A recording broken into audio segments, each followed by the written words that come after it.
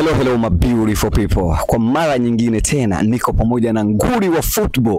Niseme Isco Said Fataki. Blaza kwema? Kwema. Nafurahi kwanza kunipa kipindi. Nashukuru na mimi pia kwa kuja kunitembelea. Yeah.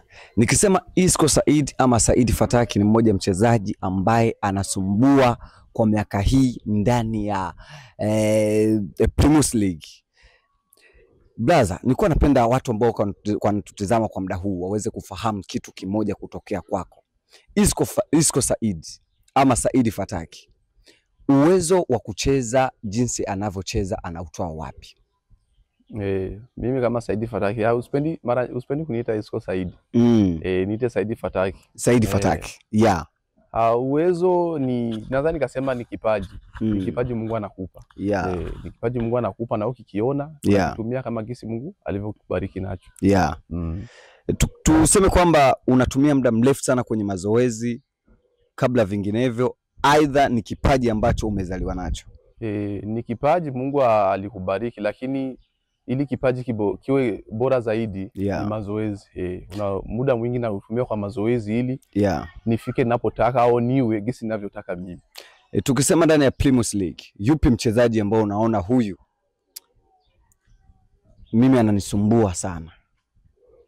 Siwezi nikasema nani ananisumbua kutokana na kujiamini kwangu na uwezo niliokuwa nao. Tukisema kwamba tukizungumzia kwenye mpira aidha kwenye football kuna changamoto nyingi sana. Ipi changamoto ambayo wewe umekumbana nayo na unasi vijana wengine isiwe inawatisha? Wewe ulikumbana nayo lakini ukaishinda. Ipi kaka? Kitu cha kwanza katika mpira changamoto ni nyingi sana. Changamoto ni nyingi na zipo tofauti sana. Mimi huenda amenikuta ya hivi, mwingine kamkuta ya vile. Lakini zote haijalishi changamoto gani, lakini zote inabidi kukabiliana nazo na kupambana nazo. Kwa namba unayochezea uwanjani, wachezaji wengi waga wanakutwa na majeraha. Wewe ushawahi kukumbana na jeraha ambalo ukakaa takriban miezi kadhaa ukiwa hupo uwanjani? Hilo mimi namshukuru Mungu. Hajawahi kutokea. Toka nianze kucheza halijawahi tokea. Ndani ya Egernon Fighters kuna wachezaji wengi sana ambao timu yenu kiujumla mmejipanga vizuri sana, na huku ukionekana wewe ni mmoja mchezaji ambao tayari ndani ya timu yenu una mafanzi wengi sana. Unahisi kitu gani ambacho kinachosababisha uzidi kuwa na mafanzi wengi, hasa katika pale mnapokutana na timu pinzani? Huwa nasikiliza baadhi ya comment za watu, huwa sana wanawekea kwako pamoja na Abdi, wanasema kwamba nyinyi ni wachezaji ambao inabidi watizame kwa umbali zaidi. Kitu cha kwanza ni kujituma, alafu tuko mtimu. Kitu cha kwanza uzo kasema acha nijiangalie mimi, ni timu, ni kikundi.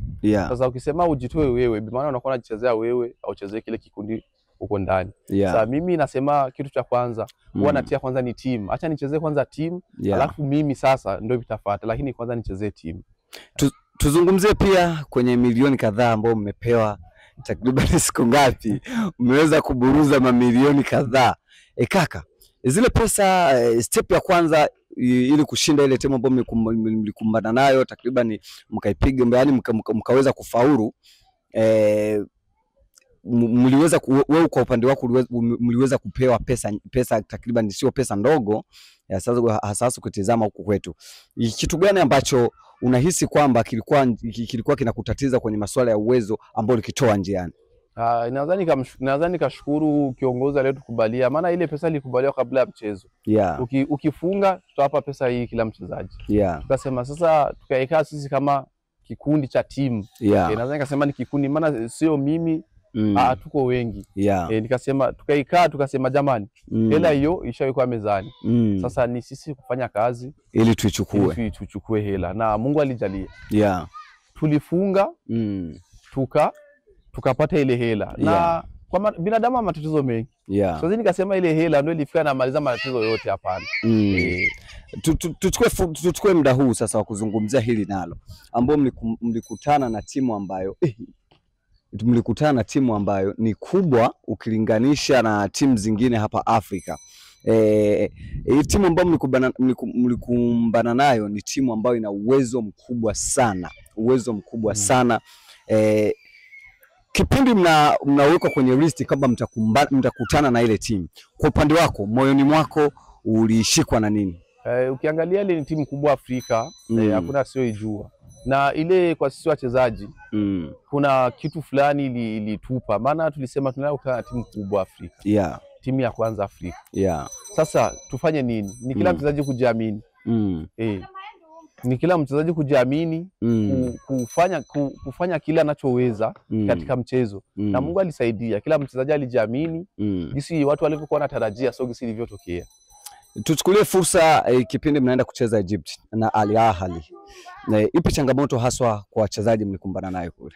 Tunaweza tukasema kule hakuna changamoto tuliyokutana nayo sana paraporo ya machi ya kwanza ya hapa Bujumbura. Ile ilikuwa ni machi ya kwanza, alafu ile timu ilikuwa ni ya kwanza tunakutana nayo mara ya kwanza. Ilitupa changamoto ya hamjui wanachezaji ya kukabiliana nayo. Tunasema na hata mwalimu alituambia chukueni dakika 45 au 20 kuangalia wachezaji. Na ndio maana uliona kipindi cha pili ilitoka changement kubwa, tukabadili mchezo kutokana na gisi tulioangalia kipindi cha kwanza anacheza hivi.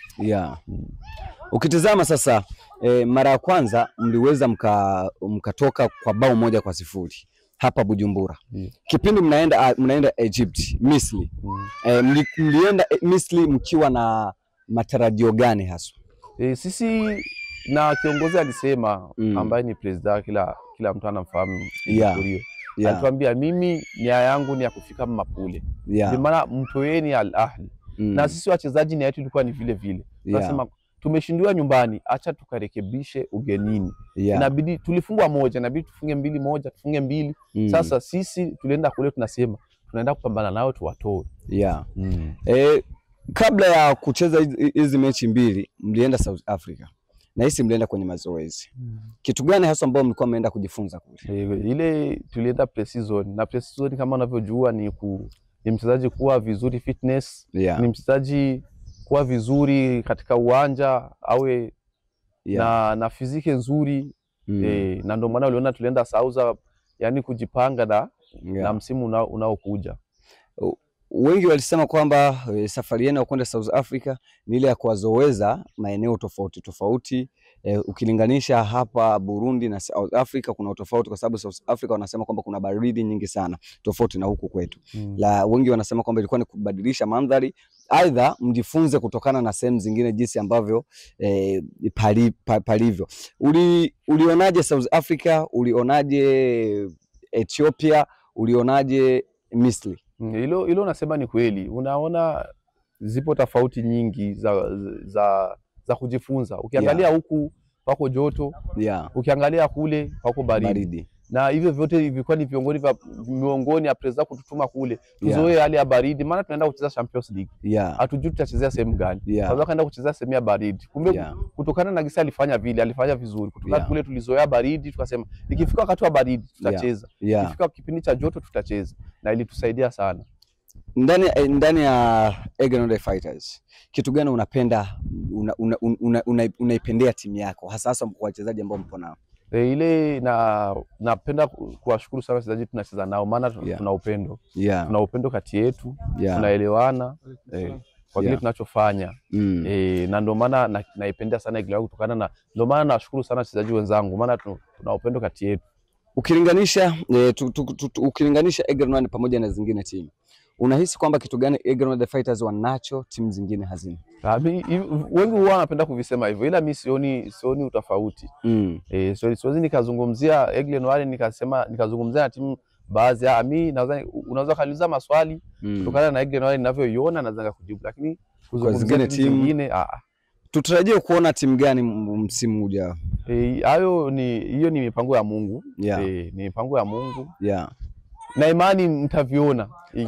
Ikitokea nimetoka Egrenode mtaviona. Kuna msemo ambao unasemekana kwamba ndani ya wachezaji wa Egrenode kuna idadi ya wachezaji 5 ambao tunakuja kuwaona kama Yusuf Ndaishimie Nyange. Na hisi ni Nyange Yusufu. Ambao tunatarajia kuwaona kama Nyange. Je, tunataka tufahamu kitu kimoja.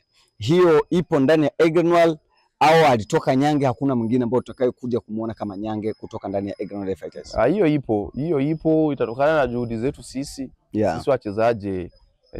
wanaweza katokea wanyonge zaidi hata ule mmoja mmoja alitokea. Itatokana si wachezaji performance yetu tunafanya. Ipo Mwaigle Noire wanakuambia ni vision. Wachezaji tunawabeba kule. Hatutaki wabaki hapa hivi. Sasa ni performance zetu sisi na wakati. Maana unaweza ukawa vizuri lakini wakati haujafika usiende ile inayotakiwa kuenda yeye. Tuzungumzie hiki pia ambacho kuna watu wengi ambao wewe ni expire wao tayari. Katika umri ambao unao lakini wengi una expire. Wengi wanatamani kuwa kama wewe. Kitu gani unawaambia wale ambao wanatamani kuishi kama wewe ama kuwa kama wewe? Kitu sio vitu vingi vya kusema eti cha muhimu kama hivi unavyoona kisi nacheza. Naheshimu maelekezo ya mwalimu. Mwalimu anataka nicheze hivi. Na mimi nacheza hivi. Adabu. Kitu cha kwanza mpira ni adabu. Kwa na adabu utafika mbali na kutekeleza kile mwalimu anakuambia. Na imani atacheza mpira. Tunataka tufahamu. Kuna wakati uliwahi kuitwa Muhamba Murugamba. Ukaitwa uende ufanye preparation. Maybe hatukujua iliishia wapi. Iliishia wapi sasa? Bi maana tulienda preparation maandalizi. Ilitokea tumerudi nyumbani. Mimi nilipatwa na ugonjwa. Nilipatwa na ugonjwa kile kipindi. Ikabidi nirudi nyumbani. Tukarudi matimu yetu. Walikuja kuita tena.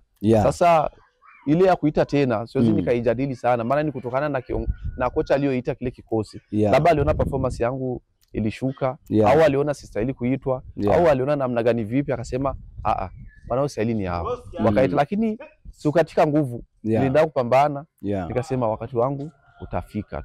Na hadi hivi ningali napambana. Kuna kitu haswa tena nataka tufahamu kutokea kwa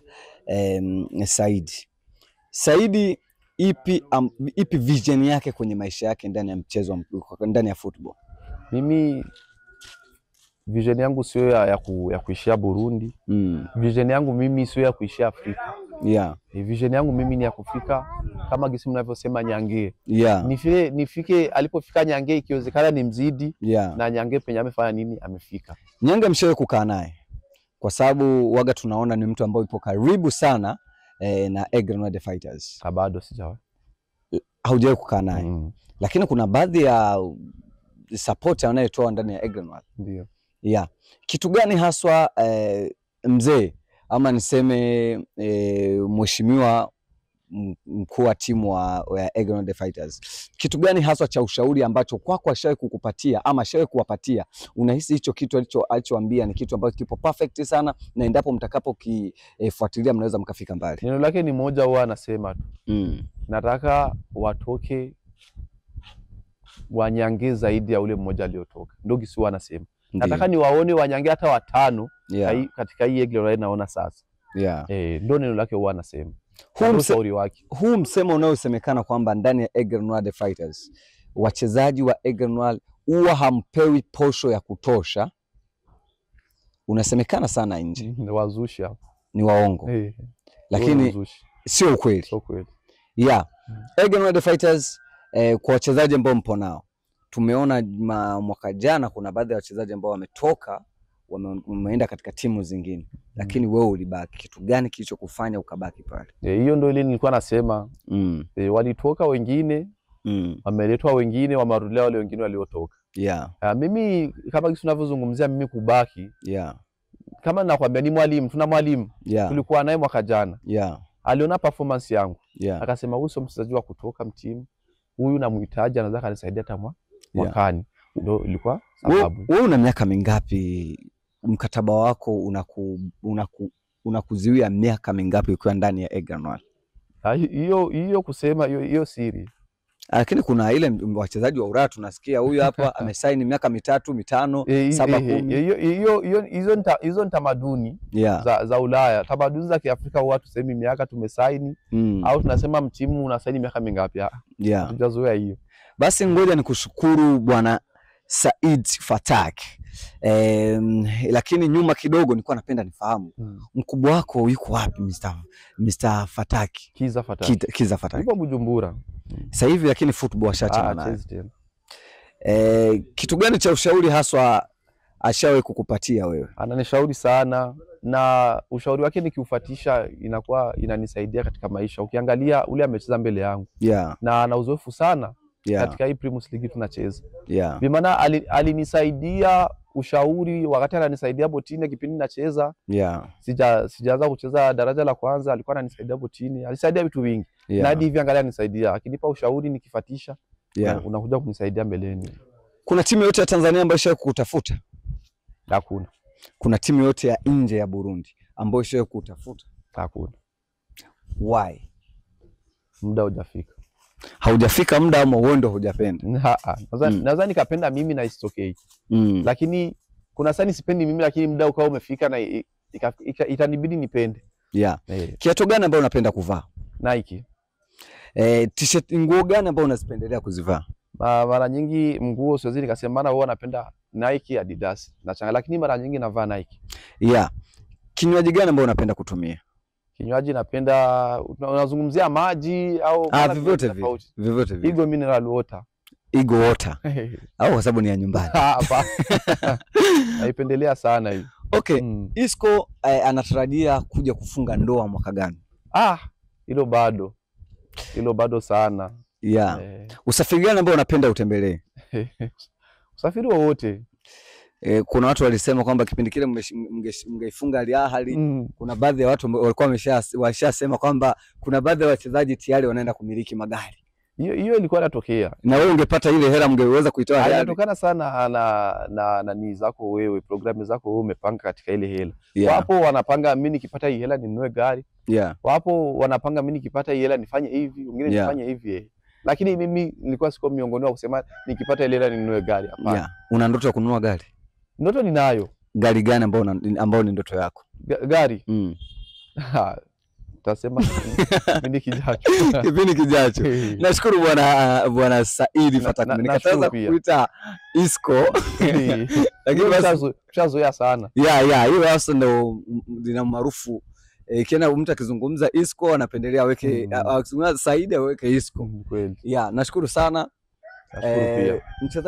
Mchezaji gani ambao ni inspire kwako? Inspire. Idole wangu mimi. Role model wako. Lamine Yamal. Lakini Lamine Yamal naye bwana kuna mambo wanamwandika yeye kwa mambo mazito. Haijalishi, lakini au na wewe kama yeye kama najua tu. Basi kwenye football wewe ni kama Lamine Yamal, na kwenye maisha ya kawaida kama vile. Kwenye maisha ya kawaida siko vile. Kwenye maisha ya kawaida siko vile. Ila idole wangu mimi ni Lamine Yamal. Nashukuru sana kaka. Nashukuru pia.